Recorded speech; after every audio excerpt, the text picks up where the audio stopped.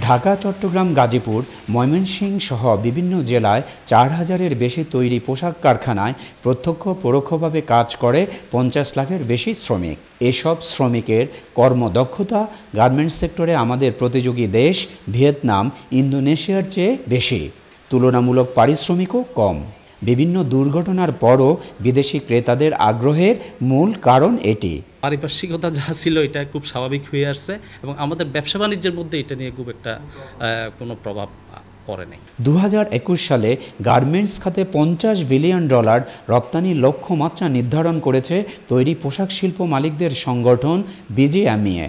লক্ষ্যমাত্রা অর্জনে আগামী ৫ বছরে আরও কার্যকর উদ্যোগ গ্রহণের তাগিদ দিয়েছেন শিল্প মালিকরা।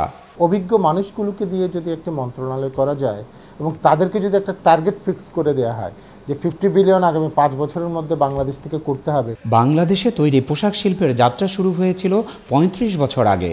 এখন এই শিল্পের হাল ধরছে নতুন প্রজন্ম। সম্ভাবনা যেমন বিপুল, তেমনি যাতায়াত ব্যবস্থা, গ্যাস, বিদ্যুৎ, বন্দর ও স্বল্প সুদে ব্যাংক ঋণের মতো প্রয়োজনীয় অবকাঠামো সুবিধারও অভাব রয়েছে।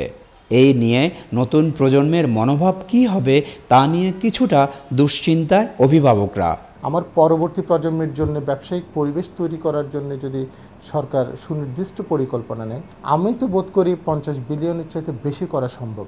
কিন্তু 50 বিলিয়নে যাওয়ার জন্য যে রোডম্যাপটি দরকার, সেই রোডম্যাপটি কিন্তু এখনও আমাদের নেই। এই শিল্পের উন্নয়নে সরকারের বিশেষ মনোযোগ প্রত্যাশা করেন শিল্প মালিকরা। রফিকুল বাহার, ২১ টেলিভিশন, চট্টগ্রাম।